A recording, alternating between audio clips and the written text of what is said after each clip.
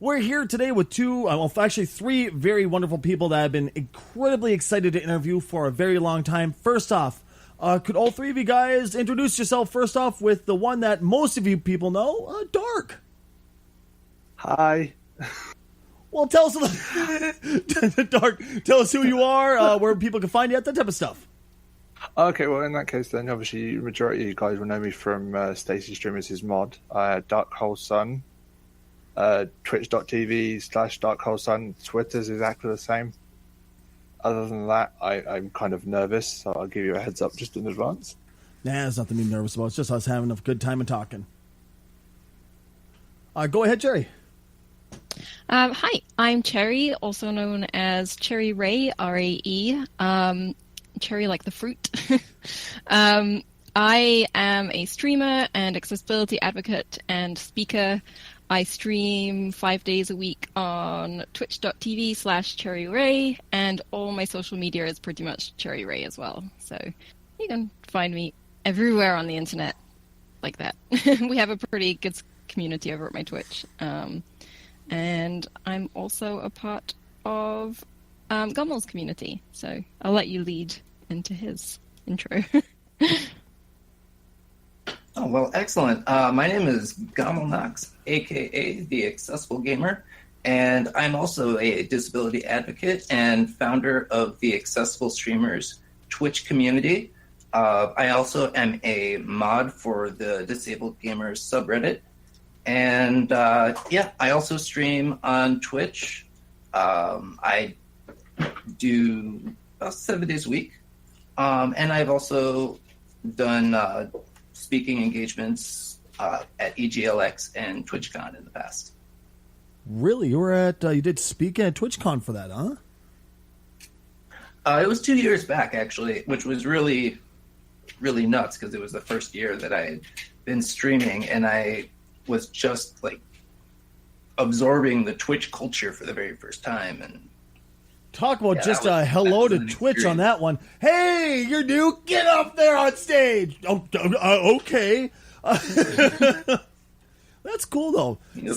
So you guys, obviously, as you point out, advocates for disabled gamers. There's obviously a reason you guys are advocates for it, and that's because we're disabled. Yay! We've got superpowers. Well, that's kind of the reason why. That's the exact reason why we brought all three of you guys on today, because it kind of dovetailed off of on the podcast. Originally, one of our topics was going to be the Microsoft controller, which we thought was incredibly cool. I mean, you remember seeing that, right, Ryan? Mm-hmm. And it was I didn't know what to think of it. I was like, "What is this thing?" And we didn't know exactly how this thing even worked, and then I was sitting there going, like, I don't know. I remember messaging Dark right when we're about to start the podcast. I'm like, I wonder if we can get him on. Maybe he could talk about it because of Little Dark, his son, which I'll let you get to talk about in just a second here, Dark. Okay.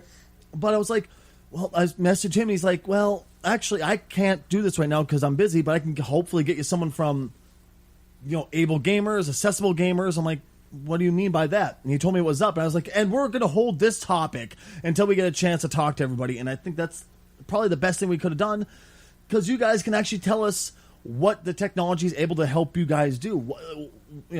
What can it help you do? What can it help other people do?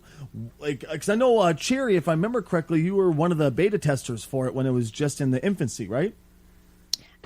Sort of. So I was brought in fairly late compared to other testers. Okay. So my disabilities aren't quite as profound as most of the testers that they had on board. What they wanted to do was test for the extreme cases, because if you test for the extreme end of use cases, then you're almost guaranteed to be able to cover everyone down. Not always, but like a lot of the time. Oh, absolutely.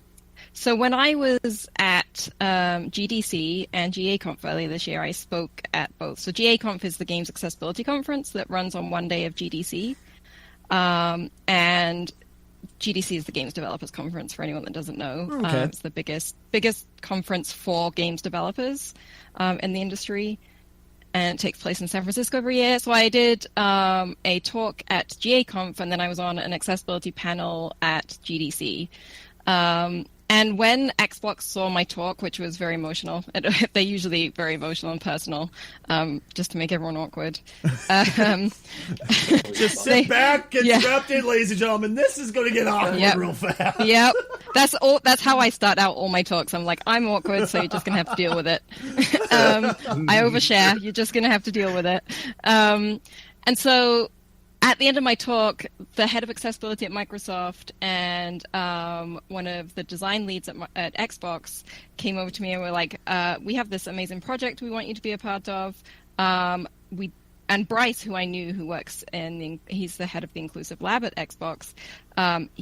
They asked him why they didn't bring me in, and he was like, "Oh well, I didn't know that someone like Cherry would necessarily need this kind of controller, because I can, for the most part, use a regular controller most days." Mm-hmm. So they were like, "We're going to bring you in because we think that some of the things you spoke about in your talk means that this will be useful for you. We don't know how, but you're going to tell us." So they didn't tell me what it was because they hadn't confirmed my NDA at the time. But by the time that was confirmed, I went to Xbox the next week after GDC. They gave me a prototype.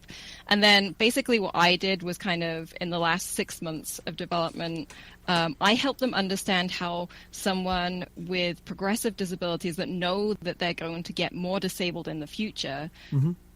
how this kind of thing can really benefit and open up gaming and allow us to continue to game, because so many of us don't necessarily start out profoundly disabled, and so it can be a slow process, or it can be a fast process, or it can be a sudden process. So I was able to show them that, like, for example, I have troubles with L3 and R3, like the stick clicks. Mm-hmm. I'm using PlayStation terminology. Forgive me, Xbox. And so out of the box, it's got two big, easy to push switches, like really like super easy. You barely have to put any weight on them. So I hold a regular controller and have I can have the adaptive controller right out of the box under like my elbow or under my wrists or under my hands. And just like as I need to push a stick click, push down on the switch. Or just even like gravity do it, because sometimes like my muscles aren't strong enough to do that. Okay. Or for like triggers or things like that, you can, instead of holding down triggers, which can be really painful and difficult for people with muscle weakness and joint problems, it's good for things like that. And also it's just the potential, when you know that your disabilities are going to get worse, the potential to have something that's so customizable and that can grow with you. You know, like when you're a kid, if you need a wheelchair, you get a wheelchair that can grow with you. And this is like that for gaming, for someone like me. So that's that really was cool. my role. I was about to say, because I never actually got a chance to get any hands-on with it. I haven't got a chance to look at it or really, even look up an owner's manual for the thing. But it's that incredibly customizable, where you could set it to the big pad does this button instead of left stick or right stick then. Yeah, and so like, especially on Xbox with the co-pilot mode, you can use two controllers at once. So basically what you do is you have your regular controller set to the first controller, and then you plug this one in and set it to the other controller, which is part of the difficulty with getting it to work with like PlayStation or the Switch, or even maybe on PC, is there is no real co-pilot on those systems. So that will be a barrier going forward for them trying to push this technology out. But for now, on the Xbox, is pretty revolutionary. I've never even heard of co-pilot mode, so I have no idea. I've never heard of that, So co-pilot mode is really quickly just a mode you enable in the operating system that allows you to use a second controller for any functions in a game, and you set which functions, like it's like button mapping in the OS. So for example, if you have a kid, this was the idea behind co-pilot, was for like helping little kids play, or for people that disabled play, like playing together. So like a really young kid, like a 3-year-old, you can give them one controller and be like, hey, you hit this button when we need to do this, and I'll control the rest of the character, kind of thing. So that was like the vision behind co-pilot. But it's actually by working with people like me, that's what allows designers to realize the full potential of something that they might not have thought of. Because we can be like, we used to hacking and like coming up with our own solutions. That's what we do as disabled people, right? Like the world is not accessible, like just in general. So day to day, we're used to having to come up with solutions for shit. So well, that's kind of what I've noticed from delving further and further in the community as I could. to kind of see what you guys have to do to be able to make these games work. I mean, first off, I guess it'd probably be a good idea also for everybody to know kind of what you're talking about when you say you have disabilities. First off, Dark, let's kind of go down the line here. Dark, you're not necessarily the one with the disabilities. We're more talking about your son at this point, but what does your son deal with? See, my son has four-limb cerebral palsy. It is what is it, quadriplegic? Oh, I can never remember the actual term for it. Because he has four-limb cerebral palsy and hydrocephalus with a limited use of the left side of his body, which means he's never going to walk. And because of the limited use of the left side of his body, he finds it very difficult to use the D-pad and the left analog stick. But I've started to find out that I could use, the Xbox Connect, stuff like that, as he was growing up, in order to encourage more use for his physiotherapy and occupational therapy. Also found out that if I when I bought the more open world Lego games for children, he was actually able to play hide and seek with his sister in game. My daughter, of course, is able to play hide and seek with his sister in game because he'd never been able to do it in past, because obviously it's a bit difficult to play hide and seek in a video game. That is really cool. And because of the limited, precisely, that's what I was thinking. So, because everyone just keeps saying, why do you let him do it? Why do you let him do it? Because I can get 3 hours worth of occupational therapy out of him by introducing a video game. Yeah, I've worked with occupational therapists that are really into using video games for therapy. It's amazing. It's super cool that you can just do that kind of in your own home as well, right? Precisely. In a comfortable setting. I've spoken to his physiotherapist about it, and his physiotherapist has said, well, what do you do? And I sat down and explained it to them, and they now want me to try and help them introduce it into some of their physiotherapy skills for their older children that they have. That's amazing, man. That's awesome. It's actually kind of funny you bring that up, because one of the big features of the Xbox Adaptive Controller is that it's got 19 ports in the back, one for every single button on the paddle, and you can plug in ability switches into those things. And for anyone who's never had to interact with a occupational therapist before, ability switches are like buttons, but they can take all kinds of forms. Some of them you can are designed to be pushed with your hand. Others are designed to be pushed with your shoulder, or you could bite them. I use an ability switch that is a sip and puff. So I sip and puff on a tube that lets me left and right click. But the point is, like, all of these things, you can have your son press these little buttons and have them be essentially a controller, and you can design it yourself and put the buttons where you can press them easier. So that's one of the real game changers that I see about the Xbox Adaptive Controller. That is freaking awesome. Cherry, you want to kind of fill people in what you deal with day to day? Yeah, so my disabilities mostly come with like really long medical names that most people won't give a shit about, but At least you're down for the real, like, I get it. You don't want to hear the whole thing. Yeah, it's a freaking huge list that's really boring and way too complicated. I've spent a lot of time in hospital. I've had several strokes. I have a connective tissue disorder that's a rare disorder called Ehlers-Danlos syndrome.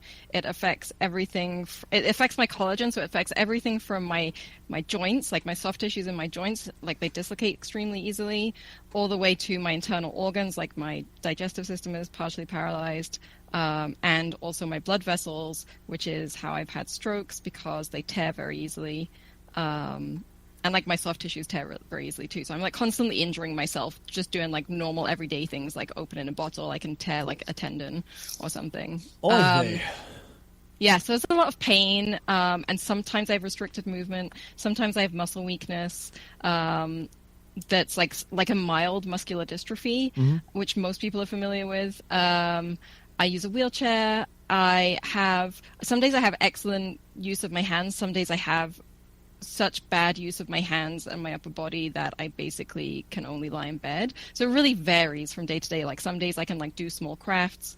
I used to be a photographer and artist for 12 years. I had to retire from that because I can't physically do it anymore. So now that's why I'm a streamer, an accessibility advocate. So these things are really important to me just because I've lost a lot. And through advocating for accessibility, I've gained a lot. So like it helps me regain so much more.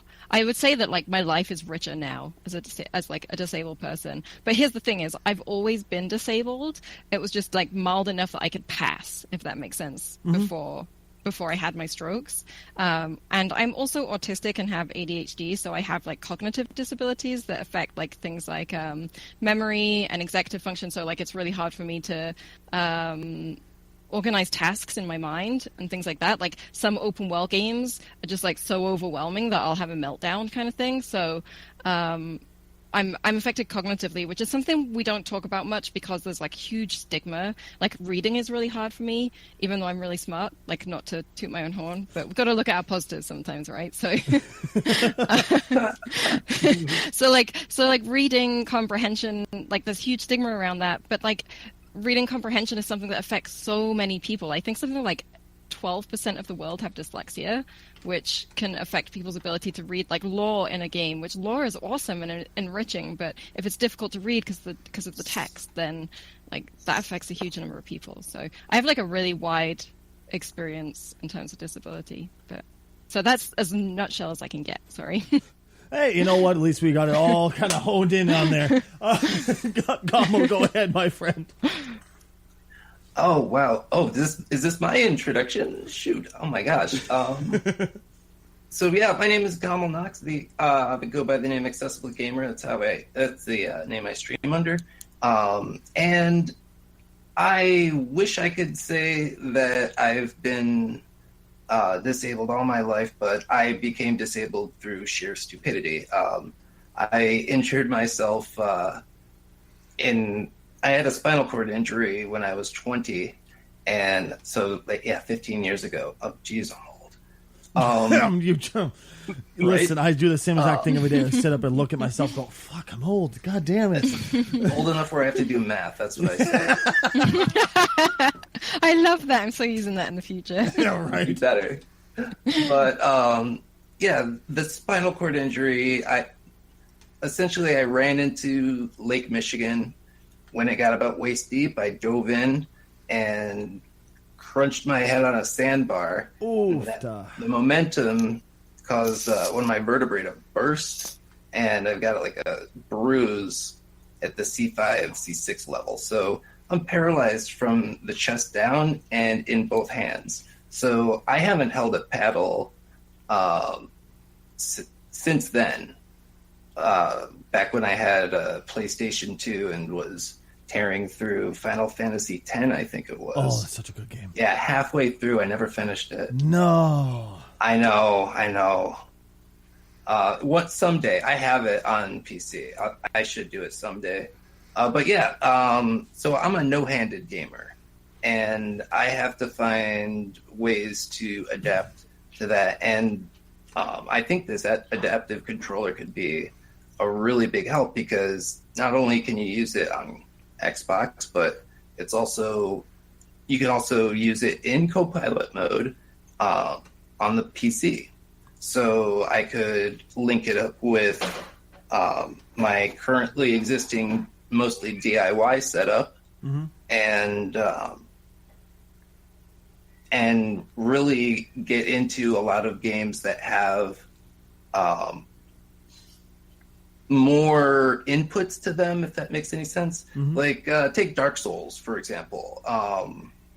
If you want to do things in the game space, it's not just like a simple run up to the bad guy and click to swing a sword. You've got to lock onto him, and you might have like other things like rolling and ducking. And, I could program a lot of those. I could program a lot of those things using the adaptive controller now because it would give me more buttons to press. My range of motion isn't all that great because my paralysis kind of extends up the back of my arms, so I don't have any tricep movement. So that actually makes reaching out a lot more difficult. And so I'm really looking forward to getting more switches to use with my own adaptive controller. I got into the beta testing group through the Ablegamers Foundation because they wanted to test out a program that they were running where they can provide disabled gamers that opt into this program and provide them to developers of video games or input devices and help them by giving them disabled gamers to test their products. And the pilot for that was the Xbox adaptive controller. And so I got one. I don't have any power to it, though, unfortunately, because it didn't come with a power adapter. I need to order that. Here, have this thing, but you don't get to power it up. Well, Yeah, it's got a USB 3 connector. Oh, I'm sorry. Go ahead. I was just going to say, unfortunately, most people won't need the adapter, so it doesn't ship with the adapter, because the only time you need an adapter, unfortunately, is in Gommel's case, when you need to put the quad stick in because it draws too much power from it. It's like literally the only case you need it, which is why it doesn't ship with it, which does suck. I agree. Yeah, it drained the power completely. I've got it plugged in, and so Bryce is actually going to be sending me not the one that's on the Microsoft Store, but one that will be compatible with the adaptive controller, and then I'll just get myself some switches. I'm actually looking at the website for the adaptive controller and its accessories, and it's got a few switches, but many of them look pretty pricey. Fortunately, there are other places that you can find switches for much, much cheaper. Yeah, you can even make your own, or have someone make them for you with really cheap electronics. Really? Yeah. They're like the switches themselves, like, are pretty cheap to get from like Maker Lab kind of electronics places, and they're used for all sorts of other things in Maker community. But it's whenever something gets slapped with an adaptive or an accessible label, or like for the disabled community, that it suddenly becomes like weirdly expensive. Unfortunately, I call it medical markup. Yeah, totally. That's exactly what it is. As a disabled person, it like pisses you off, but yeah. As a parent of a disabled child, like, give you a prime example, right? My son wanted to ride a bike. Okay, fine, no problem. £700 for the bike. Okay, that's no problem. Now, and then you add on everything else that he needs for it. That £700 price tag went to £1,500. Yeah. I mean, if you were to order the switches from the Microsoft website, I mean, these are like looking at $65 a pop. So multiply that by 19. If you needed one for every single button, I mean, and then you have to figure out where to place the controller. And they've got some pretty ingenious mounting solutions. What I have actually is just something that I got from some people over at the University of Michigan when I kind of let them look at it in exchange for them helping me set it up. So they gave me this really nice mount that hooks up to a table. But they also, on the website, they've also got mounts that attach to wheelchairs, or you can attach it to your arm or leg, then strap, and just like use Velcro straps that go around your arm or leg, and you can just attach the adaptive controller to that. So you want to know one of my favorite things? Sorry, just a button really quick for that before you move on to by all something else. means. So one of the sockets on the bottom of the controller is a regular, I forget the standard number for it, but it's like the same attachment that you get on like photography equipment, so like tripods and stuff. So like anything that's made for like action cams, you can mount this onto that. Like, so there's like a lot of mounts that are made for action cams and stuff, right? That attach to your body in various places, or to like other, like to equipment, or to bikes, for example, that attach to wheelchairs really easily. So yeah, it's got like 3 different mounts that are standardized mount sizes. So yeah, you're not just limited to stuff made for wheelchairs, for example. I'm glad you brought that up, because I that was like on my list of things to mention about the controller, because I didn't even notice that, but the guys from the University of Michigan that came by, they flipped it over and they recognized those things right away, and they're like, "Oh yeah, that's amazing." You know, I know. I wish they would all the mounts.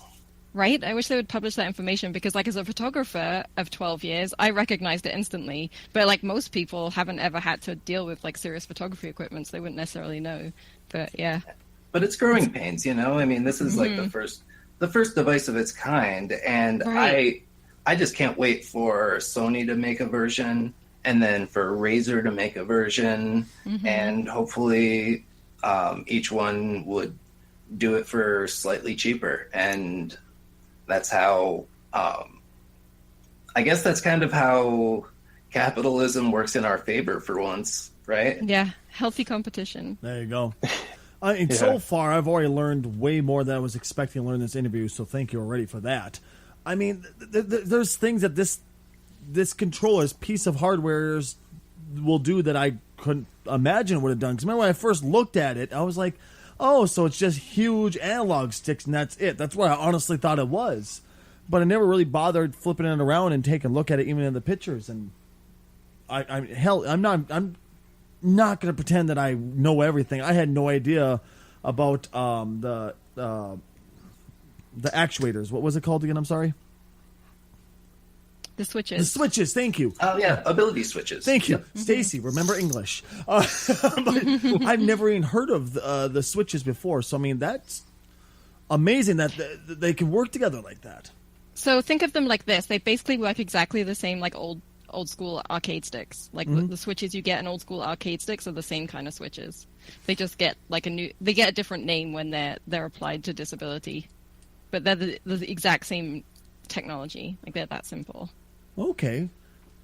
Once again, you can also buy those really easily, because there's like you can like build your own arcade stick, for example. So like there's companies out there that like pre-build the switches and stuff, and you can use those because it's just a 3.5 jack input. So any on-off switch will work. Fantastic. That has a 3.5 jack. 3.5. Wouldn't that just be a bit like a guitar amp with the on and off switch for the channels and stuff like that? Maybe, but there might be too much power involved. Good point. But, yeah, that might be a dual switch, if that makes any sense. Like these are mono switches, so it's just like on off. But there are both English and American and in the UK companies that sell lots and lots of different types of switches. And just being able to get them on the cheap. A lot of people make DIY stuff before products like this came out. They would actually go to a community of people that would make their own stand-up arcade games and put like a emulator or a computer with an emulator on it, and then use switches for the buttons. And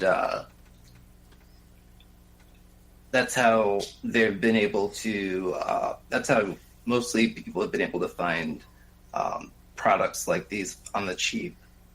And I don't know if you guys are familiar with this charity in the UK. They're called One Switch, and they have links to wholesalers that sell these switches for super, super cheap. So hopefully I can give you guys a link that could like pass that on and, you know, hopefully get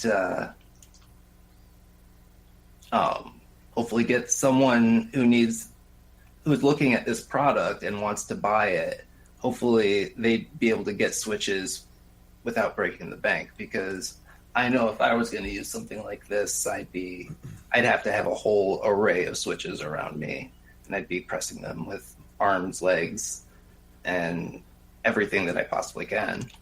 Yeah, I second One Switch as well. One Switch actually, Barry's website is really good. Lists all sorts of stuff. Some of the information is outdated because Barry's been working on this since like the 80s or the 90s or something, and his website's awesome and helped me find my own adaptive solutions. Like when I'm PC gaming, for example, I can't use a keyboard, so I have a one-handed controller that I use that I found out about because of One Switch website. So there's lots of really good resources on there. But that does remind me that like some things that Microsoft linked to are actually cheaper than other solutions. Like, for example, the one-handed joystick that Microsoft linked to as an official kind of thing that you plug into the adaptive controller, because there's no joystick on the controller, there's no like analog stick on the controller itself. So you can plug like one-handed nunchuck style ones in. The one they linked to is only $20, which the one I use as a keyboard replacement, which does admittedly have more buttons on it, but it was like 3 times that price. So like, you have to kind of shop around, like anything that we're used to dealing with. Some things are going to be cheaper and some things are going to be more pricey. But yeah, One Switch is awesome. You know what's funny? I was just about to ask you if there was any organizations out there that could help people with, affording and stuff like this. That's really cool. So One Switch, that's fantastic. Yeah.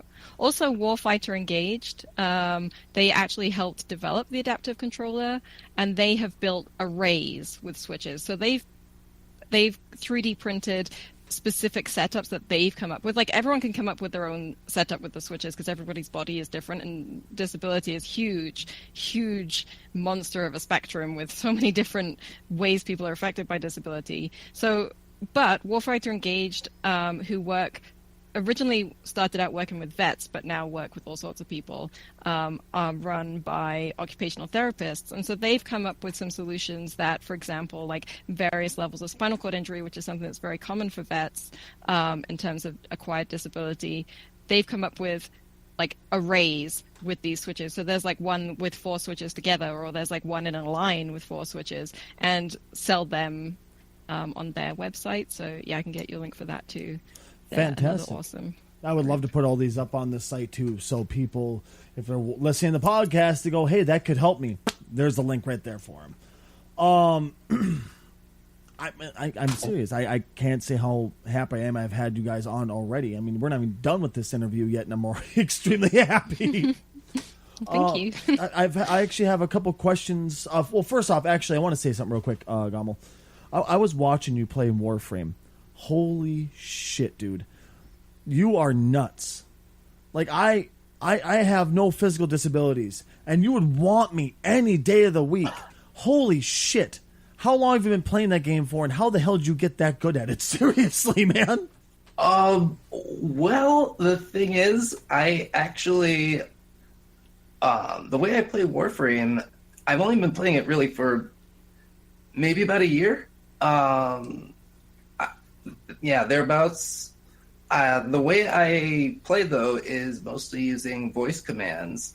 I have a bit of software called Voice Attack, and it's a really intuitive macro building program, and it sends keystrokes or sequences of keystrokes to the game. And whenever I say, for example, if I were to say the word parkour,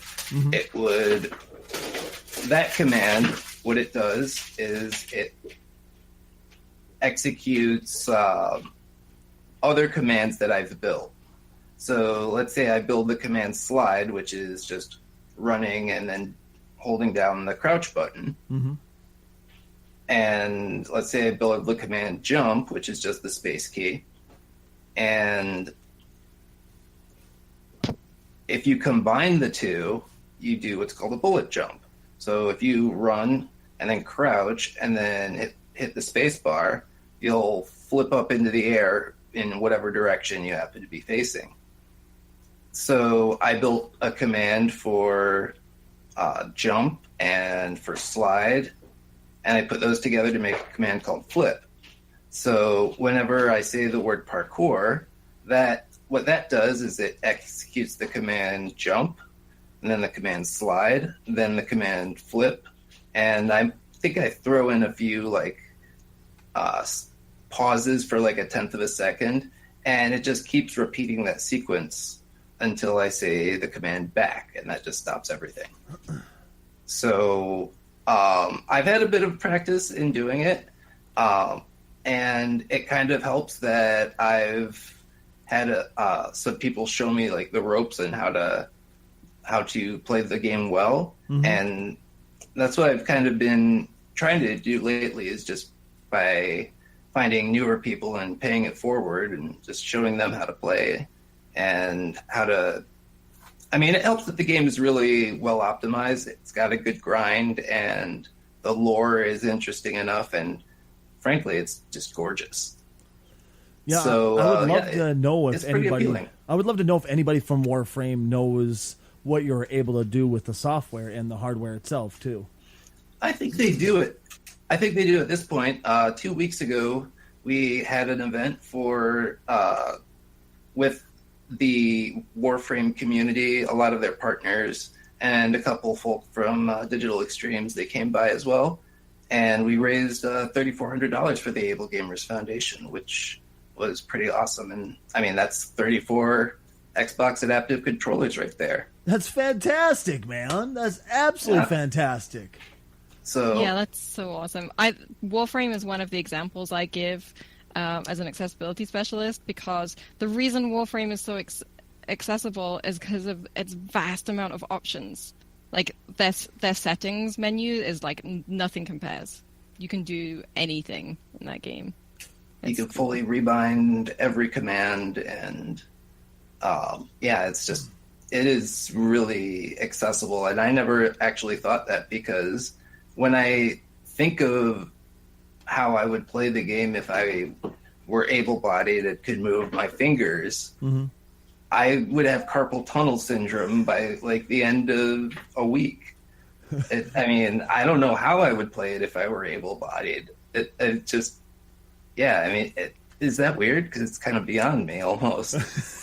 Well, no, I think it's totally valid, but I think you'd be amazed at like a game like Warframe, which this is what I always say as an accessibility specialist, that even outside of the spectrum of disability, which like 25 to 30% of gamers are disabled, but the rest of the like 70% of gamers, they will have different setups. Everyone will have a different setup. Everyone will make something work for them, because like, yeah, so many people have problems like RSI or arthritis or like things that aren't classically thought of as disabilities. But really, when you think about it, like they're not dissimilar. They're just not as like maybe severe as the kind of things we live with. But yeah, everyone always customizes their setup, and people frickin' love having the options to do that. And that's how games. For me, that's the future of accessibility in games, is just every game having as many options as possible.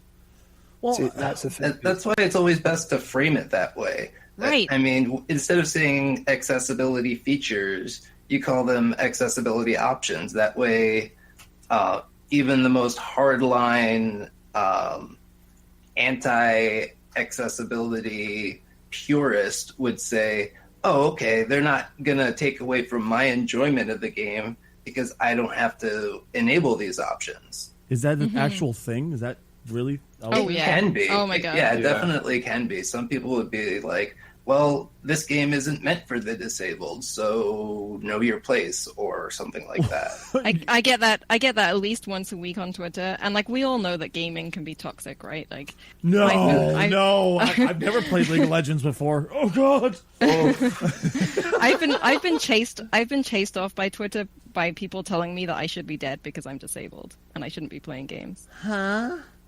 Yeah. So like Yeah, we I- face Oh, this God. shit constantly. Like it's pretty gross, but I feel like if we just approach this like this is not dissimilar to what everyone wants, and everyone's going to get old. We're all going to want to be gamers, and we're not going to stop playing games because we hit like 60, right? Like, we're of a generation That's what I keep saying. that like we're going to keep. Everyone's going to need accessibility. Everyone at some point in their lives, whether it's like temporarily because they broke their frickin' arm doing something dumb, or like whether it's because they're getting old and they've got arthritis, like. We all, like, I can't see our generation giving up games just because we get older. I just can't. Developers are going to get older, like, and that's when they're going to be like, oh shit, we should have done this from the beginning. So hopefully we're teaching them now. Yeah, and it's a lot harder to add those features in after the fact. If you're not like, I mean, accessibility. Oh, we lost you there. Are you still there, Gommel? Sorry about that. Okay, yeah. cool. I was gonna say, so yeah, accessibility. It's really easy to implement as long as it's something you consider at each stage of the development cycle. So when you're adding a new feature or a new game mechanic, and you think, okay, how would I do it if I were deaf? Or how would I do this if I were colorblind or low vision? Right, and that's the point where Exactly. they should be getting in touch with people that experience those things so they don't fuck it up, because that does happen too. Like, it's hard to imagine what a disability is or what the experience is or what someone needs without consulting them. So that's where it's important for like Ablegamers player panels and stuff. So, see, from my experience, I find that the game devs that implement motion controls into their games, they're not seeming to realise that people with limited uses of their arms or hands or whatever aren't going to be able to use these motion controls. I mean, like, or like the new Pokemon game, Pokemon Go Pikachu and Pokemon Go Eevee have a motion control that you can't turn off. It is a motion control where you have to throw the Pokeball to catch the Pokemon. Now, my son was looking forward to this game, but now he can't play it. yeah, I'm in the exact same boat. I never played the original Pokemon Go because I have to use my two hands to move my wheelchair. And so how am I going to play Pokemon Go walking around looking at my phone? Like, it's not actually possible for me. And then also because I'm fragile, like I get like the equivalent of RSI, but a little bit more severe and more quickly. So like, whereas most people's RSI can take years to develop, for me it can happen in like a 2-hour gaming session. I can suddenly have RSI in a joint. So I have to be really careful and avoid certain motions. And yeah, like flicking my phone, or like flicking a Joy-Con, or like the whole damn Switch. Like I can't do that, because it's dangerous for me to do that. I'll end up in a lot of pain or like permanently damaged. Like my disabilities are kind of like brittle bone disease, but for my soft tissues. So yeah, like I'm in the exact same boat as gutting. It's like absolutely gutting when you are so excited for something that like millions of people are going to be talking about and like hyped about, and people are like, well, it's just not for you. Like that really fucking sucks. Like as a kid or an adult, like for anyone, like it's just a shitty place to be honest. Like, yeah, so I really empathize. I can remember when I was in the hospital after my injury, they were showing every commercial for a video game that I saw. It was like, the first thought was like, oh, this is sweet. And then the next thought is like, shit. I'm probably not going to be able to play this. So that's one of the reasons that I got into the whole advocacy thing, because I know what it's like to look at something like that, and it's like the thought that this is awesome, that it comes first is almost like a betrayal. It's like your mind betraying you, and it's like a treasonous thought almost. And it's like, and then the next thought is getting back down to reality. It's like, oh, how am I going to make that work? Yeah, and we have to be careful not to blame ourselves, because it's not our fault. Like this is often part of what I do when I give my talks and speaking engagements, is I point out how when I first got into this, like for years and years and years, I thought the problem was me and it was my body, and like I was like, it was just me, and like I get really severe motion sickness really easily, and that got worse after I had my strokes. And so like I couldn't play Dishonored, which I was super excited about when I was in the hospital. And then I got home and I literally almost threw up in my lap. It got really, really severe, really fast within about 10 minutes. And I blame myself. Like I felt so shit about myself because I couldn't do these things anymore. And so like that's one thing that we have to work through as disabled people, is reminding ourselves that it's not us, that it's the environment, and that the environment could be made in a way that is accommodating to us, and it's not our fault that it's not, you know. And so that's something that I think we all like as advocates is something that we have to remind people of constantly, that is how it makes us feel, right? Sometimes. Dark, I was about to say, Dark, we keep getting you cut off, and I apologize, man. It's not on purpose. I promise. I'm so sorry. No, it's fine, because at the moment I'm trying to choke back tears, so it's fine. But it's like, for example, my son's young. He wants to do the things that the kids around him are doing, and he wants to play this video game. And I'm like, he goes, Daddy, and he's done extra work. He's done well in school. I'm like, okay, we'll go out and get it. And then I find out he can't play it. And there's nothing worse than looking into the eyes of a young child that's looking forward to doing something. He's saved up money for it. He's done extra work. He's well behaved. And all of a sudden you're like, I'm sorry, dude, but if I get it, you won't be able to play it. You'll only be able to sit there and watch. And this is what I'd love. All these heartless people out there that tell us that disabled gamers, don't have a right. I would dare them to look into the eyes of any child, any adult that's been looking forward to something for their entire time, getting hyped up for it, and dare to say it in there to these people's faces, and watch as either they get punched square in the face, run over by a wheelchair, or watch as the person, you can slowly see their hearts breaking. And if they still have the audacity to turn around and say this afterwards, I will have no issue in letting my son run them over with his wheelchair. And that sounds a bit harsh, but you get the idea, don't you? It's totally not harsh. Yeah. I don't think it's harsh. I'm starting to get a little misty-eyed. Jeez. Yeah, me too. The brilliant thing is because of the controller remapping. I've been able to. He likes to play superhero games, so I've managed to get him as Marvel vs. Capcom 3, and I did a little bit of rejigging for him. He didn't think he'd be able to play it. I was like, hang on a sec, let Daddy have a go. No, this is what I can do with it. And he can now, believe it or not, actually get all the way to the last boss with no help whatsoever, and only lose one character per round, all the way through to the last boss. And all that takes is controller remapping, which is left out of so many console games. This is one of the things I campaign for, like heavily, like constantly, because like the OS level remapping is not very good because it screws us with like muscle memory and like on-screen prompts, and like then the menu navigation doesn't work properly.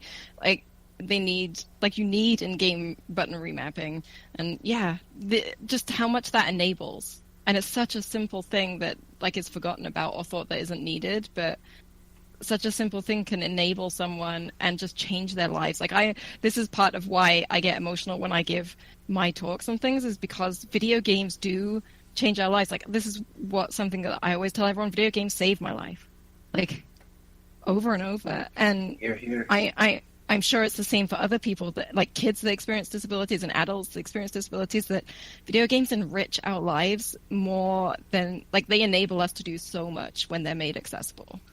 And all it can be is simple button remapping. Like it can be a first step. Do you know, it was from that point of view, for being, I mean, I'm not in the same boat, but it's just for seeing my son for the first time ever be able to beat a video game by himself and just look at me and go, Daddy, I did it. It's just one of those things where it just brings a massive tear to your eye. Sorry. Don't worry. Constantly, you really don't need to apologize. Like, anyone that has watched my Twitch streams will know that when I hate the word overcome. It's like a bullshit word that's thrown at us with disabilities all the time, but sometimes it's appropriate. And when I can overcome barriers in games and I can do something, I have cried on stream so much, because nothing ever compares to that feeling of achievement when you have worked so hard to do the thing despite everything. And just being able to be a part of that and be a part of everything else everyone's talking about and getting excited about and being part of like the larger community is bigger than anyone can ever understand if you haven't experienced that, whether firsthand or like whether you love someone like your son. Like it's really special. And this is what I tell developers all the time. The things they do, the games they make for us are they're just really special and important to us and enrich our lives. It's like the first time he ever. I've never let him win. I've never intentionally let him win. And the first time he ever beat me, he's looked at me and he goes, "Daddy, are you angry I beat you?" Because I was crying. I said, "No, dude, far from it." Oh, man. That's so sweet. And I was like, I'm like, far from it, dude. I'm so happy right now. At that point, I then called my dad and my brother around and said, "Here, play him for a bit. But he'll lose." I said, "You just play," and then he beat them both 3 times each. That's amazing. That's like one of my.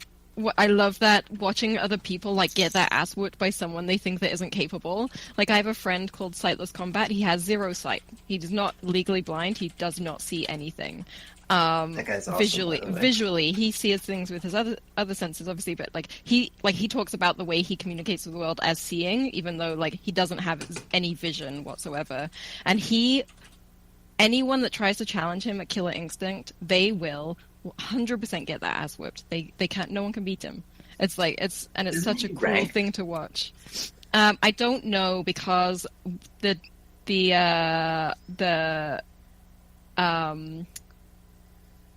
what's it called? Arcade stick that he built, I think, is technically illegal because they don't have.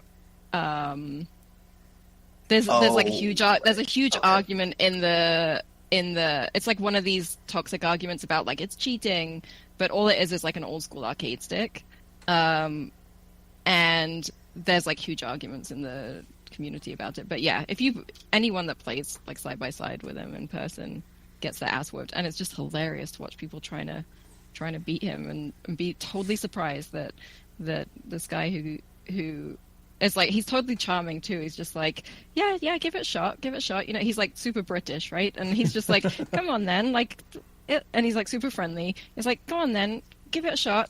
You can do it. And then they can't. It's so cool to watch people's reactions. You know, I've done a lot, and I mean a lot of interviews in my time, guys. I've worked in radio for more years than I care to count.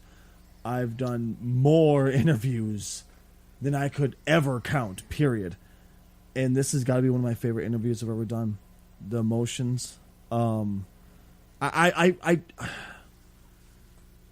truly hope that if people within the video game industry hear this, they can hear the passion in your guys' voice. They can hear the stories. They can hear what one piece of tech was able to do to help. And not just that piece of tech, but also, you know, so many other things along the way that have been able to help you guys, not only game, but just as Dark put out, I pointed out, with Tiny Dark. Seeing his heart break, knowing he can't play the game he wants to play, where if they would just work with the community, they can make it possible. I truly hope somebody within the community hears these words and hears what you are saying. Hopefully change can go forward. And also the best part about the interview for me, there's not very often does this happen. The interviewer gets a really easy job because it's one of those times where you sit back, you can tell you guys have something you want to say. You have a message you want to get out. Literally, we step back, get out of the way, and let you guys run rampant because you needed it. Well, thank you. I always appreciate anyone that gives us a platform because, yeah, it's been a lot. Like the last year, we've seen so much improvement in the industry, and like people are really getting on board. Like you're seeing accessibility menus now. Xbox has this controller. Xbox built a fucking controller. Like that is huge. We've made such huge strides in the last 2 years, and it's been after like 10 to 15 years of people like tirelessly saying the stuff that we're saying today. Like what we're saying is nothing new, right? But it's our experience, and people will continue to have this experience. And the fact that like I feel like we're like a wave that's just starting to crest, right? Like it's just starting to break. And so yeah, I always really, really appreciate any platform that we're given.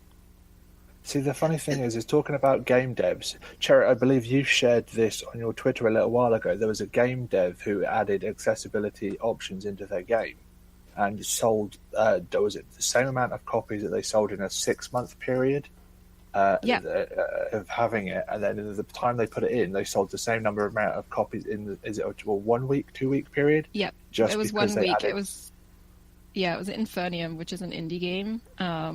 And it was originally released on the PC, PS4, and Xbox, I believe. And then when he released the accessibility options for the Switch, it sold as much in 1 week as it had in 6 months prior. Oh, wow. That's amazing. It was huge. And he worked with people like me to make sure that what he was doing wasn't patronizing or insulting, because it wasn't difficulty options, which a lot of people, like when we say we want accessibility, they're like, oh, you just want easy mode. And we're like, no, we don't. Like, some people need easy mode, and like it's important to have different difficulty levels for some games, but like it shouldn't just be boiled down to that. And so this was like, you could fully customize the experience. And he even said, the developer, it's just one guy, this game was made by a single developer.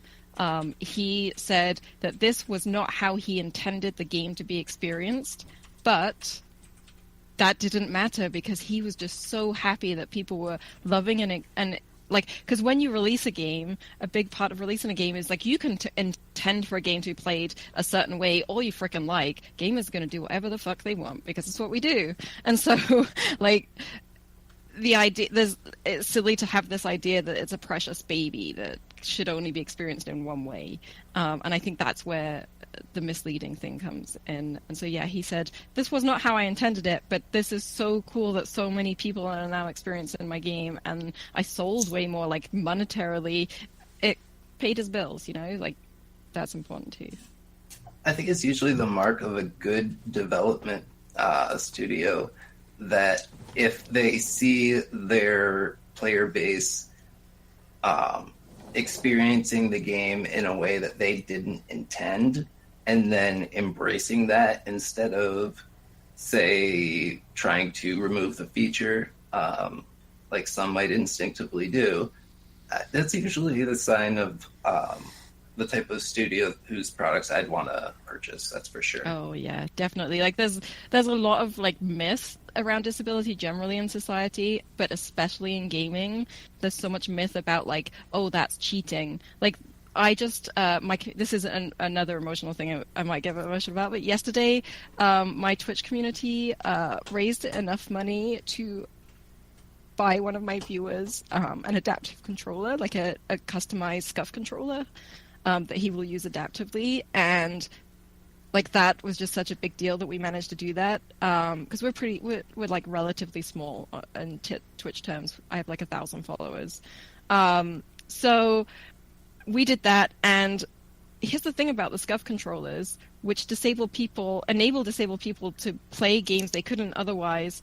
There are certain games that ban the SCUF controllers. The triggers on the SCUF controllers. Fortnite and Call of Duty both ban the SCUF controllers because they deem it cheating, which is just so much bullshit. Like, it's just such a myth that the majority of people doing certain things are cheaters. Cheaters are so much in the minority. Even, like, I can understand at the competitive level, but, like, in the day-to-day level, you shouldn't worry about it so much. Like, there's way more cheating going on with hacking than there is, like, people using particular controllers, or particular input devices. And that's where it really hurts the disabled community, is when things get banned because developers misunderstand statistics or misunderstand who the people are behind certain things being used. There's just a lot of myth around that. So yeah, when a developer steps forward and is like, I can't remember who it was, there was famously a developer was like, they took something away. Maybe it was Overwatch. They took something away because they considered it cheating, and then like the disabled community spoke up and were like, no, actually, that's us. Like, we're just using this particular device because we can't use this other thing, and they put it back. And that always, we get really loyal when that kind of thing happens, right? Like Ubisoft experienced the same thing with their subtitles in Assassin's Creed Origins. They implemented, it was like the third game ever to implement optional shaded backgrounds for their large subtitles and optional speaker names. And they didn't think very many people would use it, but they did it because it was the right thing to do.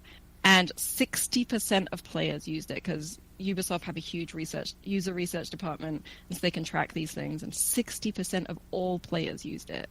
I'm like, that's the thing. Like, we're breaking myths in the last year, just with small things like that. So me and Ryan were sitting here kind of looking at each other like, what the hell is a scuff controller? We end up looking it up, and how the hell is that deemed as cheating? It's just it looks like it's just got between 2 to 4 little tiny paddles behind the controller itself. Yeah. It's like an Elite controller, except you can dial in the triggers for different sensitivity, which help with reaction times and stuff. So like it does give some people some able-bodied people may have an extremely slight competitive advantage, but it's extremely slight. It's way less than anyone would think. But then for people with muscular dystrophy, for example, which is the guy that we bought it for, his Twitch name is God of Legs, which is, I love his name because he doesn't use his legs. For example, it'll be easier for him to pull the triggers, which is a difficult thing for him to do right now, timely enough to be able to play shooters. Or like certain action adventure games, RPGs and stuff. So that'll help him do that. And like the paddles, he will be able to map like the stick presses to the paddles. So it's just an Elite controller, really. It's just this stupid idea of what cheating is. That's like one of these myths that we've been tirelessly working to break down. But unfortunately, there's the vocal minority, you know, like with a lot of things. Oh, it's something I've been fighting for years upon years to not listen to the vocal minority. Yeah, it's like the people who leave negative reviews on Yelp is not the majority of customers. It's just the angry customers. Like, that's not who you should necessarily be listening to. Like, I don't ever use Yelp because it's bullshit. Is it irony or coincidence that Scuff actually has partnerships and like sponsorships with esports teams? Right? Like, that's the funny thing. Yeah. Yep. And like there are plenty of developers that don't consider these things cheating. And it's not that they specifically have blocked the Scuff controller, it's that they've blocked like certain inputs that they consider might be coming from illegal devices, and that happens to be how the Scuff controller shows up. So, like, it's like one of those things where the developers have implemented something that is a little bit too catch-all than it should be. And that's, like, they don't necessarily target certain things. It's just kind of what happens. Like, people that use alternatives to mice, or, like, high-sensitivity mice, because, for example, if you can't move your arm or hand very much, like my friend Steve at Ablegamers, he uses a Razer, high-sensitivity Razer mice because he uses both hands on it, and he can like move it like very minutely. But by whacking the sensitivity right up, it means that his minuscule movements count for a huge amount, and he can play like PUBG and Fortnite. So like little things like that is the thing that is targeted and misunderstood about how it's used. I never understood how people could play Fortnite at all, just because having to build, run, shoot, aim all at once is like, oh my god. Dude. I haven't played it yet. Steve's been begging me to play with him. I'm like, that looks so chaotic and terrifying. I'm just like, yeah, I'd rather play Warframe that like is obviously faster, but is way less confusing to my poor little brain.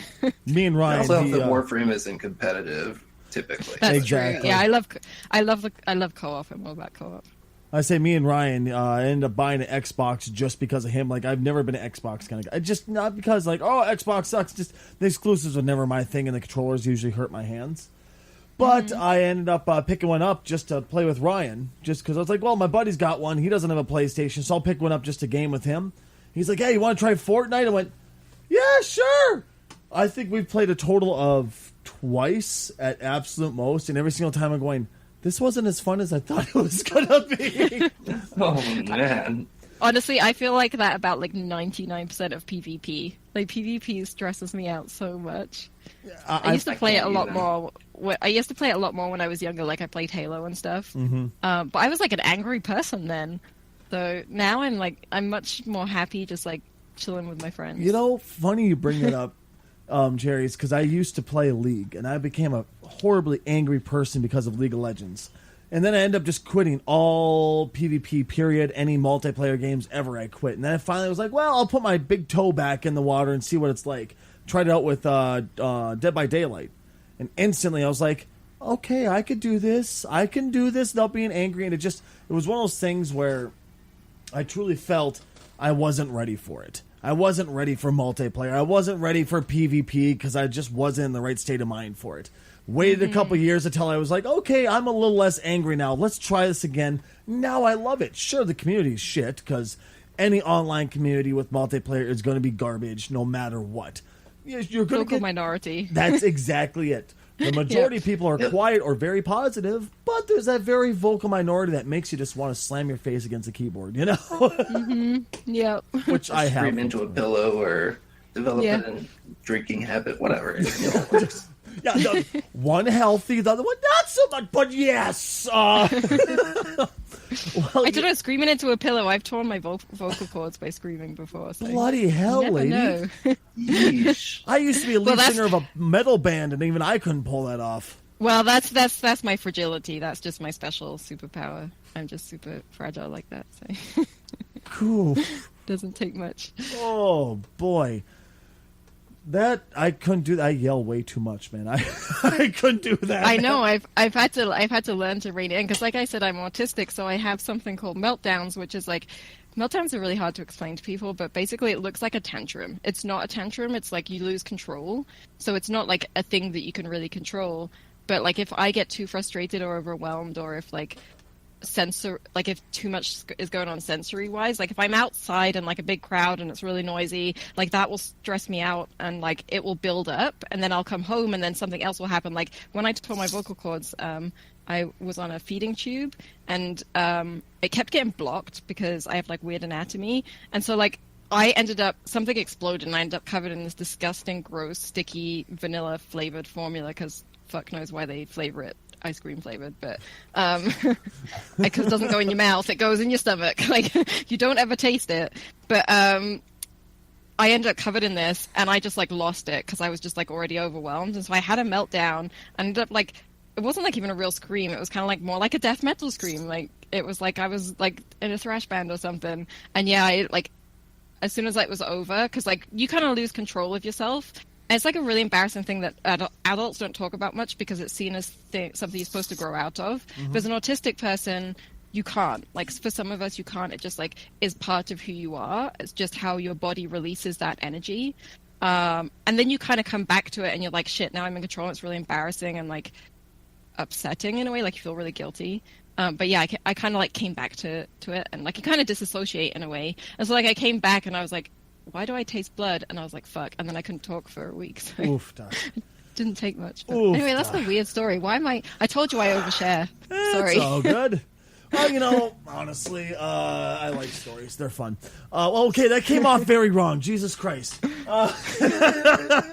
I think that's cool. Covering up my awkwardness with your awkwardness. Thank you. My community actually gave a whole bunch of questions they'd like to ask. But the problem is you've already all three of you guys have already knocked out quite a few of these. Because just out of pure conversation, like I said, this is one of those interviews where I just sit back and let you guys do what you needed to do because you needed to get a message out there. And I'm so glad I didn't interrupt. But well, I mean, you did like tip over a canoe today. So, I mean, we'll give you like a night. Don't give him anything. Punish him for this. He got me wet. I didn't like that. You know what? We did turn your sister into a human submarine. His sister's pregnant with my fourth child, so we turned your sister into a human submarine. So at least we accomplished that much. Sadly, we couldn't record. I go, human submarine! But no. We could have, if we had a video camera, we could have played it back on Earth lived in the human sub. We can go down to the lake and just push her in. I mean, Don't tempt me because I will, and she'll kill me. Do it. But back on target, Ryan. But yeah, like as far as it goes for the custom the Xbox controller, like is there anything you feel it's lacking, and is there anything you'd like them to add to it into the future, or is there anything you'd like the other companies such as Sony or Razer or Logitech, whoever decides to pick up the mantle, to add on later? There's something that was overlooked in development, and was by the time they brought us in, it was too late to change. The D-pad is like really, really hard to press for us that have on the left-hand side? muscle. Yeah, that have muscle problems, and they do know that. They know that, but it had already gone to production, so they couldn't do anything about it by the time they found that out. But if my big wish for the future is if Sony and Nintendo get on board with, please, someone in the video game gods get on with that, because it's got to happen. If they do, I want them to take what Xbox have done, and Xbox have been open and been like, hey, Sony and Nintendo, yes, come to us. We're going to share with this technology with you completely openly. It's like industry first that they've offered this. So I do hope they get taken up on that. And if they do, I hope that PlayStation and Nintendo learn from Xbox and involve the community, because the only way that theirs will be as competitive or maybe even better and improved on is if they work with disabled gamers and consultants. And many of us do this for this, like what we do full time. We're pretty professional. We understand NDAs. We, like, Ablegamers have their player panels. We're responsible.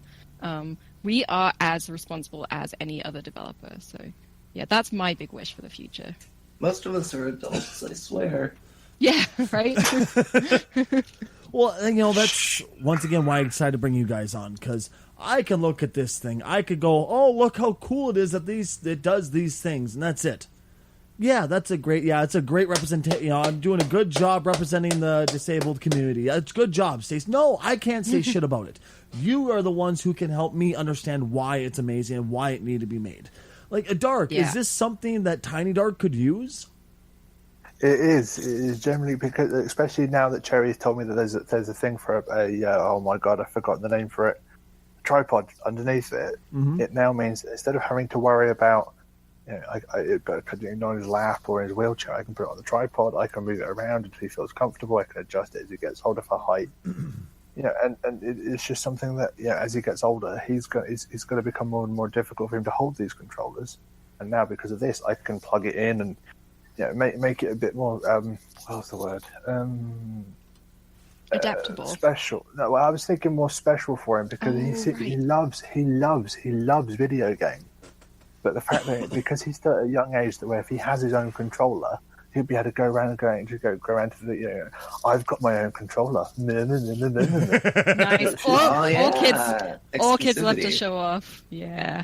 Yeah, I mean, it's just something that, you know, it just gives him the opportunity to turn around and go, I've got something you haven't got, and guess what? It's mine. And it's way fucking cooler. Like, to be honest, like. Someone is going to be selling like custom skins for the controller. I can't remember the website for the life of me though, so you can make it even more exclusive. Yeah, I don't think it's been announced yet. At the Inclusive Lab, they're working with a couple of companies, I believe, to get skins done. There's already been talk of hopefully having one that makes it look like a giant NES controller, but they'd have to do it in a way that doesn't break copyright. But like that would be cool. As long as they can make stickers that make it look like the Power Rangers Zord cockpit, he'll be happy. Oh my god, that would be amazing. There's one issue that I'd like to bring up about the adaptive controller, and I don't think that this is one that really has a solution other than zip ties. And that came out horribly wrong. But there's the cord management. I mean, if you've got 19 ability switches, that means you've got 19 cords sticking out of the back of that of the adaptive controller.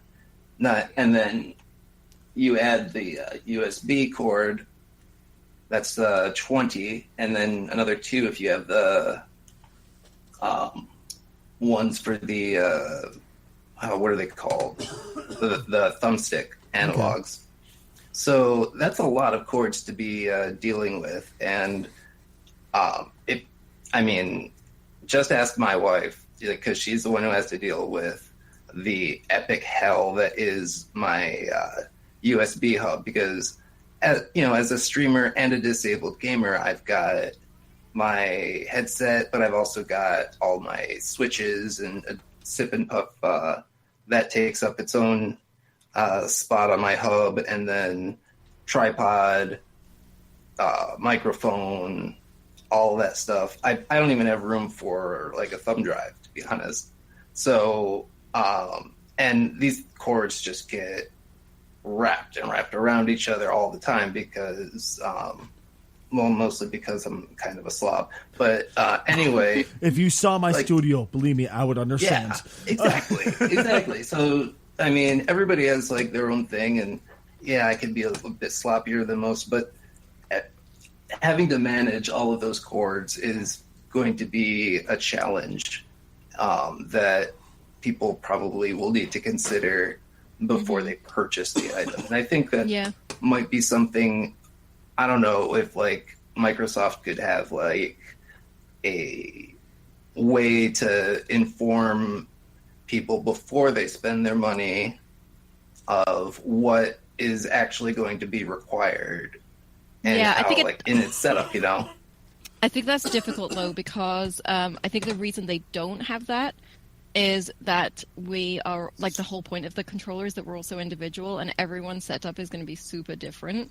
And so, like, for example, like the number of switches you need is very different than the number of switches I need. True. And not everyone is going to need a switch for every port. And then some people are going to, even if you have 2 people that do need switches for every port, one person might have that all go to one board in front of them. And so they're all going in one direction, which is an easier problem to solve. But then like someone else might have it all, like them all mounted around their wheelchair so that they can like hit them with different parts of their shoulders or like head. And those switches are all going in different directions.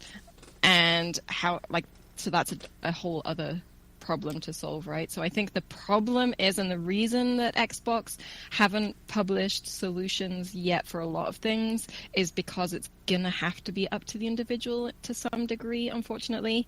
But here's an idea that you might make use of, Gomel. Have you ever seen those?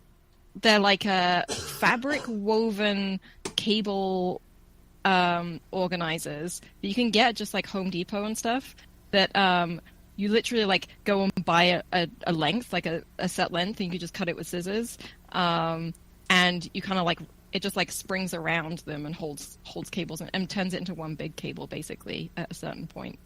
Amazon keeps them from getting tangled up so much. Yeah, that would keep them. Yeah, it would keep them together and turn them into like one big thick one instead of lots of little thin ones that get tangled up by the cable fairy. I learn something new every day. See, because the funny thing is because obviously everybody here is a Twitch streamer. Amazon actually sell plastic tubes that come with a zip. It sounds like a strange thing. Oh. You feed the cables into the tube. You get different sizes of the tube. You put the zip on. You zip it up, and you take the zip off, and it keeps everything into that. And it's a solid plastic one. So, say for example, all the cables running out the back of your computer, you zip it up, and obviously, it all goes in there nice and solidly. If I remember what they're called, I will send everybody the link for it. But at the moment, I'm drawing a massive blank. Actually, I just did a quick search on Amazon, just cable management, and honestly, just doing that search has given me 10 different solutions.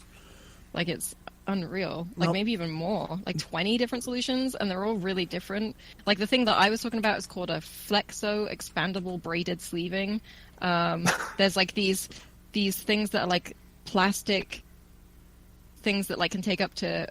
There's some that take 2 and some that take, like, 4 cables that you snap into that are kind of like a hook that, like, sticks onto things. There's so many different things. I think there's neoprene ones. Yeah. maybe just like searching cable management on Amazon is the way to go. Now, this may be a stupid question, I think but it is. Is there any wireless options at all for this, or is it all 100% wired? Wirelessly, you can. I don't know. Don't quote me on this, but I think you can do wireless, like analog sticks. But wireless will draw more power, so then you'll need the power adapter. Oh, Switches wise, yes. yeah. Switch wise, no, because just the very nature of the switches, like wireless is kind of overkill. But again, in the future, who knows? Technology might change, and someone may say, like 5 years in the future, when this becomes normalized, who knows what future technology can do? Like maybe all of this shit will just be mass produced, and people will like using these things in their home and for certain things, and then maybe we'll get the wireless technology. But like for now, I don't think. Unfortunately, that's kind of what I figured, but I figured it was worth an ask. Yeah, like I said, it's a problem that probably doesn't have a real easy solution. Another question from my viewers was, what kind of games has this tech opened up for you guys, or is there any other games that you're really looking forward to trying out with this system, with the Xbox controller itself, should I say? I can answer this really easy, but I'm going to let Gommel because I feel like I've jumped in on every question. So go you know what? I want everybody's opinion, so it's okay. I'd say Dark Souls. I'm looking at Dark Souls as something I might be doing in the future, but to be honest, I've got like huge gaps in my like video game cultural knowledge, because my assistive tech has kind of evolved over time. And when I first started gaming after my injury, I was only playing like mouse-based games and like real-time with pause type stuff like Baldur's Gate or Civilization. Now I just got done with playing my first run through of Fallout 4, and I'm playing all of these games that I never thought I'd get a chance to play. So now I'm looking backwards. I'm like, oh, what did I miss? So BioShock, haven't played any of those. Yeah. I haven't played. Gosh, let me check my Steam profile. I got like this huge backlog. I played the first Witcher, and then I haven't played any of the others. So I'd like to do that. There's just so many games now. It's almost overwhelming trying to figure out how to incorporate that in my schedule. Especially with my rampant Warframe addiction. I mean, I can stop anytime I want to, I swear. Yeah, we won't mention Stacy's 800 Steam game backlog. That gives me so much anxiety. And it's the summer sale. Why? I haven't looked. I can't do it. I refuse to have any more than like 5 games in my backlog, otherwise I shut down and can't do anything. Oh, jeez. I'm terrible. I have like 800 and some games because my community was really nice to me, and I've played maybe 75 of them in absolute most. I have such a backlog, and then of course also me going nuts with summer sales, going, oh, I'll play these games eventually in 10 years, maybe. Yeah, there's only so many games we can play at any time, right? Like I counted up for my most recent talk was at Xbox a couple of weeks ago, and so I counted up how many games I've completed this year because I wiggled that into my talk, and so far I've counted 14. I've completed 14, which feels like a huge amount. But when I think about how many people have in their backlog, I'm like, that's not that many. But they were like, a lot of them were really big games, but still, like it takes serious time to finish a game, especially the big games. Do you have any games that you're looking forward to playing? Yeah, so with the adaptive controller specifically, I used to be really, really big into driving games, both games like Gran Turismo and also kart races. And that was when I first noticed my disabilities progressing, was with Mod Nation Racers, which I was like massively into. Like my oldest video game friends I met playing Mod Nation Racers, which was a PlayStation exclusive, kind of like Mario Kart, but with create, play, share aspect to it. So it was so cool. It was like Mario Kart, but better. Made in Vancouver, actually, by a friend, not just by a friend of mine. He was on the team. But it unfortunately, Sony didn't make a sequel, but during that game was when I first noticed that I get this situation with my muscles where they spasm and hold into place, which is really common in things like cerebral palsy, but is less common in my condition, but for whatever reason it happens to me. And so I would play with my friends all frickin' night, like well into the early hours. It was not an addiction, it was an addiction. It was. I swear it wasn't. It totally was. Yeah, it was. I was going through a really hard time. It was also my therapy. Like there were so many aspects to it, like most games, right? And I would play for like 4 to 8 hours. Like you know how like we gamers are. It can go from any time to And so like I would play all night, and then I'd wake up in the morning, and my hands would be stuck in the shape of the controllers. Oh, jeez. And that's not good. Yeah, it was super painful. And at the time, because I hadn't been diagnosed at the time, and because I've always had mild disabilities, it was one of these things that was normalized. Like, oh, I can't move my leg this day. That's fine. It's normal. Like, which is weird, but like, it happens in my family because it's a genetic condition, and it's one of these conditions that can be mild enough that it goes undiagnosed for someone's entire life, or you can have someone like me where it gets really severe really fast, and it can be different from person to person, even in the same family. So like these things were normalized in my family, and I just brushed it off. So as it got worse, I was like, oh, it's fine. Like I couldn't use the triggers anymore. I had to buy trigger extenders, which one of my friends was like, I use trigger extenders, why don't you use that? That like gives me the edge. Like I can take corners like way easier without my finger slipping off the fucking PS3 controller, because the PS3 controller was like that. I was like, okay, I'll try that. So that was like my first thought of like adapting what's going on in order to be able to play that game. But it caused me so much pain and so many symptoms. Even though I wasn't diagnosed at the time, I was like, I can't play these games anymore. So Mod Nation Racers, I only played actually like really heavily for like 4 months, and then I quit. I was like, I can't go back to this. First of all, I had work to do. Secondly, like it was painful and causing all these problems, and I just couldn't keep up with everyone. Even though I was a really good, like I felt like I was a really good racer, I was pretty good at it. I suddenly, like, the more I played it, because the more injured I would get, the less I could keep up, and the less enjoyable it was. So I had to quit, and I hadn't played a driving game. I hadn't even looked at driving games since then.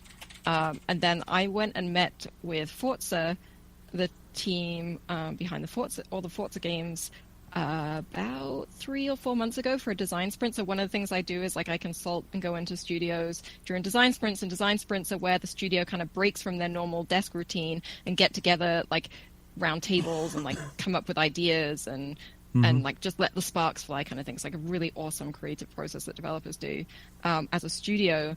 And occasionally some studios have started getting in what they call subject matter experts. And that usually is gamers that are like super into that genre or whatever. But Xbox has started opening it up to gamers with other life experiences. So disabled gamers, like I went into the coalition last year who make Gears, and gave them ideas for, now I know it was for Gears 5. At the time they couldn't tell me, but now I know. So like they've been working to make their games more accessible, and like include disabled characters and stuff, because they've consulted with disabled people. So I went into Forza a few weeks ago, and I was like, you know, I haven't even thought about playing these games, even though I was like a massive Gran Turismo fan when I was younger, like the first Gran Turismo, and I was a huge Mod Nation Racers fan. Mario Kart I can play because it's not a trigger-based game, the controls, thankfully. But other kart games and other racing games, the acceleration is almost always the lower trigger button for like some bizarre reason, and a lot of these games don't have button remapping, so I've been kind of screwed. But the adaptive controller is making me excited. Someone in my community actually just bought me Forza 6, so I'm excited. I haven't tried it yet, but I'm excited to try it. And my idea is that I'm going to use one of the switches as the acceleration and as like the brake.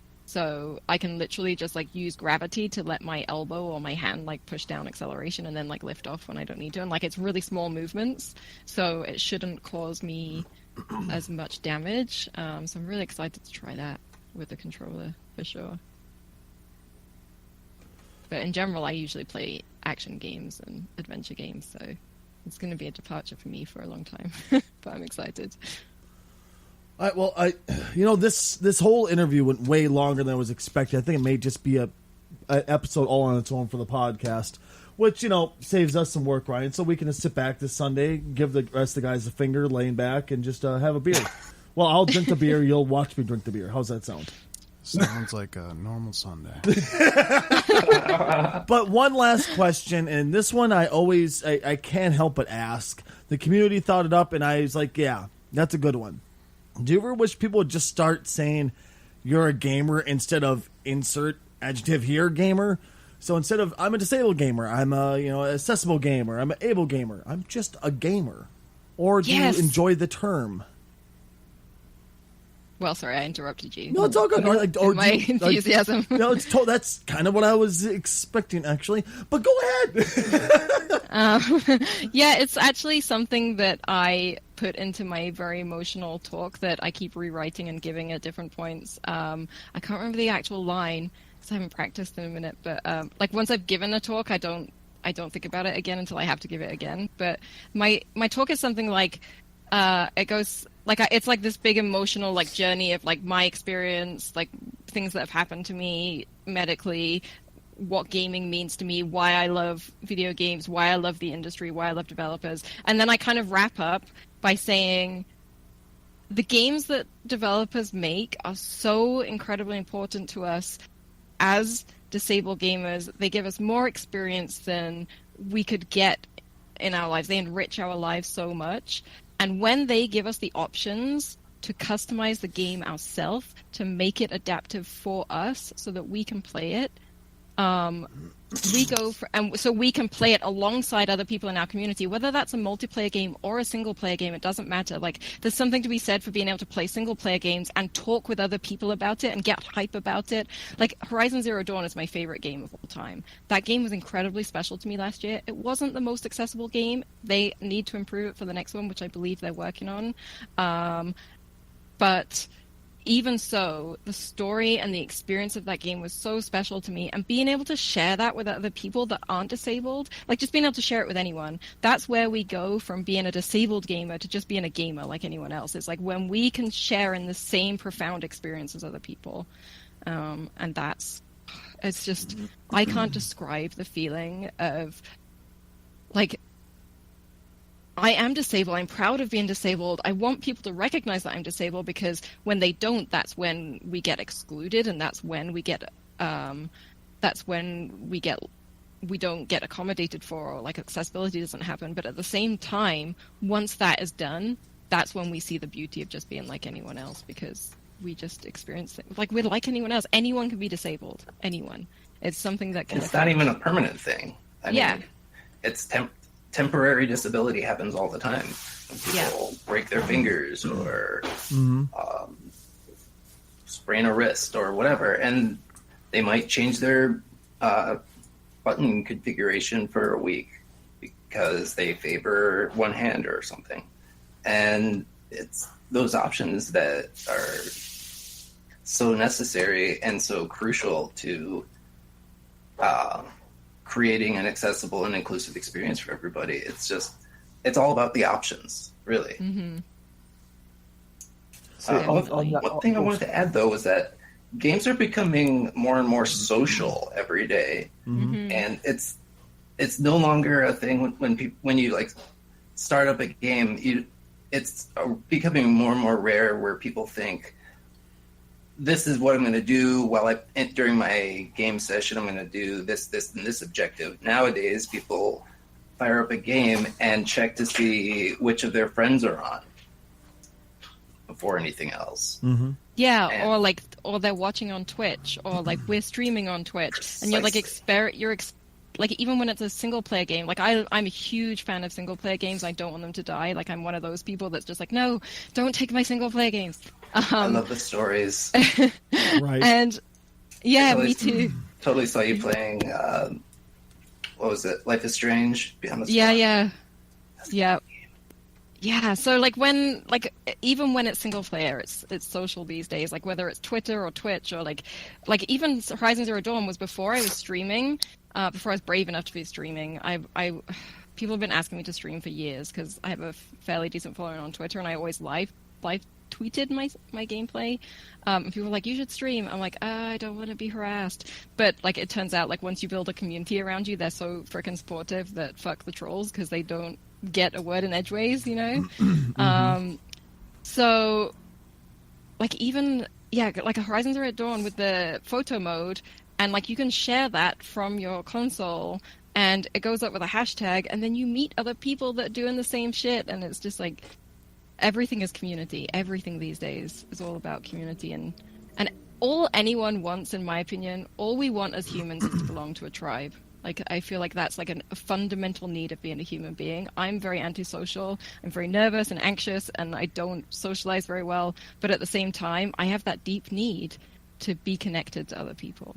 Like, I think it's almost like it's like an inalienable human right is the right to connect and the need to connect. Yeah, and absolutely. Games help fill that void. Even if it's with single player games, like having that shared experience with everyone else who's played Life is Strange or Fallout and had to make difficult ethical choices as a gamer. It's I almost think that video games have actually made us more moral. Yeah, as a generation, because I think it makes us talk about things more too, right? It makes it easier to talk about things. Like, we're not as closed off. This is why we see so many trolls these days. I think is because we are changing things, and they're frightened because change is scary. Yeah, change is scary, and we're able to talk about shit that's hard to talk about. Like, for example, like this also leads me into like how when you do get isolated, when you do get alienated, like I felt really alienated playing Breath of the Wild because it was really inaccessible to me. And millions of people are like passionately fans of that game, and it won like all the awards last year, and yet it excluded people. And like, to be excluded from something that popular is just like, that's where you feel like a disabled gamer. That it heightens your sense of being different to everyone else, right? Like streaming that was really hard because I like to try and stay positive in my streams, but it can be really freaking hard when you're struggling with something and like there's a bunch of people saying this is my favorite game ever, and like you can't say anything negative because it will hurt their feelings, but at the same time you're struggling to even play. Like, it's gutting. That's what I want to change. I want to not have to feel different, you know? I want to, like, I dye my hair blue, and I love feeling different in that way, but, like, I don't want to feel negatively different. I can understand that. Dark, you were going to say something? Oh, I'm sorry. What's that?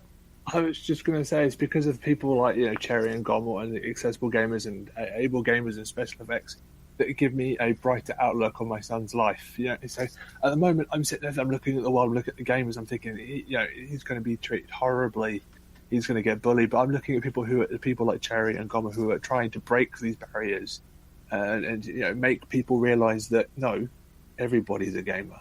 Mm-hmm. You know, you need to open up your games for everybody. Everybody loves to game.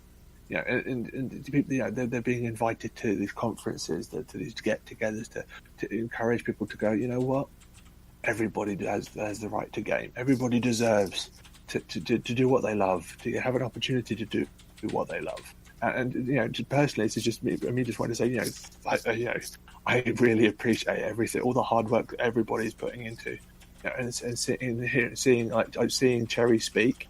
And seeing all the hard work she puts into it, and seeing, you know, all the effort that Gommel's putting into Accessibility Gamers together, and, you know, actually welcoming me into his community, because I approached Able Gamers, and Gommel then approached me to introduce himself and brought me into his community, and it started making me think, okay, maybe the outlook isn't so bad, and maybe when he gets older, people will start to realise we were wrong.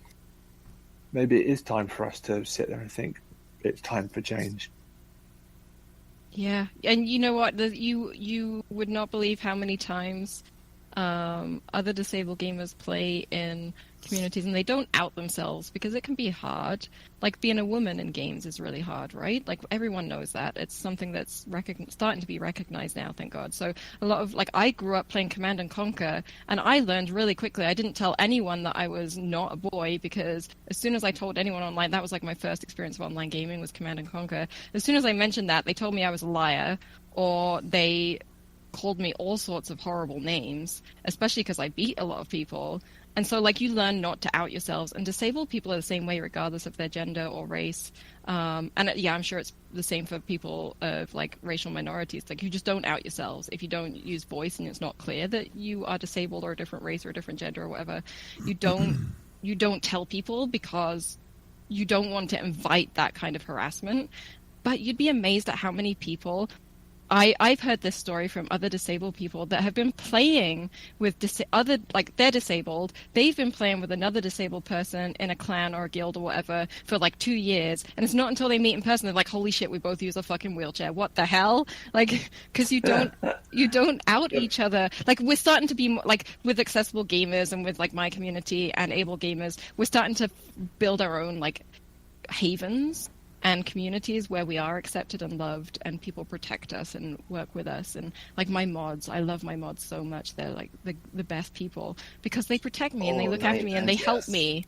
Yeah, and like we build these communities ourselves, and so some of us are able to be vocal. I spent many years not being able to be vocal, so it's something I've learned because I felt it was the choice I had in life, and that's what led me here.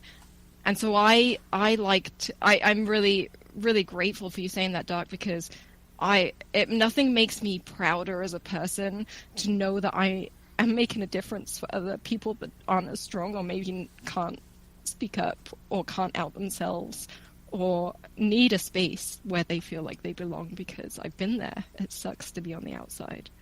And I think we've all got that story, right? Like anyone Absolutely. that's had any kind of struggle.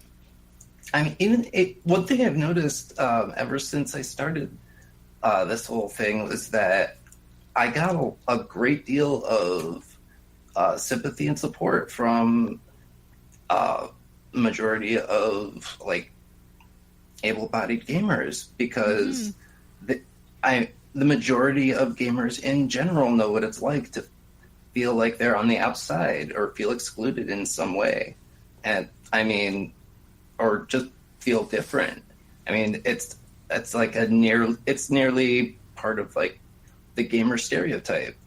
So because of that, that's one of the major reasons why it's so easy to get support for projects like this, and it's the reason why the Xbox controller receives so much publicity. Yeah.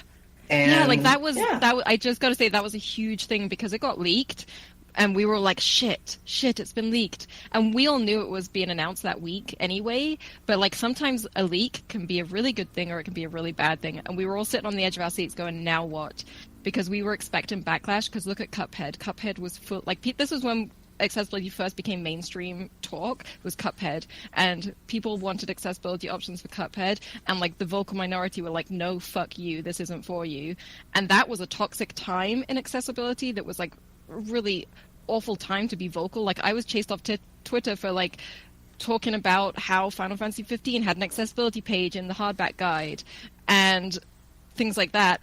And so some of us were expecting that, and then it came out and it was page after page after page on forums of people being like, what, this is so fucking cool. And it was like mostly non-disabled people talking about how cool and awesome it was. And it was like a turning point for me, was to see that kind of support from the community at large. Next time that sort of thing happens, mention me in one of those tweets. I do like to start internet fights with able people. So, I mean, it could provide me with an afternoon's amusement, and I love doing that. That's the amazing thing, though. Like, the last, I'm going to say 8 to 10 months, I've had hardly any of it. Like, this is why it feels like the wave is starting to break, is just, like, it's unreal. Like, I feel so loved and supported these days compared to like when I was being chased off Twitter by Gamergate. Like, it's unreal what the distance we've come. I feel like we've been running a fucking marathon, and I can see the finish line. It's still far away, but we're getting there. I mean, gamers have come a long way since Gamergate. Yeah. Thank God. Yeah, like the community is growing and it's opening up, and nothing makes me prouder. And I think developers are at the forefront. I think developers, we should recognize the developers, not all developers obviously, but like the vast majority who are working hard to be like, no, these are the games we want to make. These are the people we want to make games for. Screw you. Like, the developers of Cuphead actually came out and were like, no, you're all wrong. We made a mistake. We wanted to make this accessible. We didn't mean to make this an exclusive thing that people couldn't play. We're going to do better next time. And like, that's where I'm seeing the change, is like developers being like, no, actually, like Uncharted 4 have an accessibility menu. I'm not a huge fan of like accessibility menu being called accessibility menu, but at the same time, because that's happened, that's changing the industry. That's changing people's opinions. It's making people be like, oh, actually, I need those options because I have carpal tunnel. What? I need accessibility? What? Like, it's kind of, it's showing people that we're not different, not as different as they thought we were. You know what I mean? Not as different as we thought we were. I like that. Right? Well, we're almost at 2 hours. I think we should probably wrap this son of a gun up. But it was amazing that you guys swang in and had this conversation with us. Thank you so very, very much. I feel I've learned a lot. I hope my listeners have learned a lot. I think Ryan's learned a lot. Well, Ryan, every time you walk out of the house and look outside, you go, wow, there's an outside, not just my computer or just my Xbox. The sky is blue? What is this? But all jokes aside, I had a blast. And if you guys don't tell us how to find out about your Twitch and stuff like that, I'm going to be personally offended. So please take this time, each of you guys in a row here, take this time to sell yourself. I want every single one of our viewers, our listeners, to follow you guys and find out what your stuff is all about. Dark, I guess I'll start first. Oh, okay. All right. Well, go ahead. Shit, I'm sorry. No, it's okay.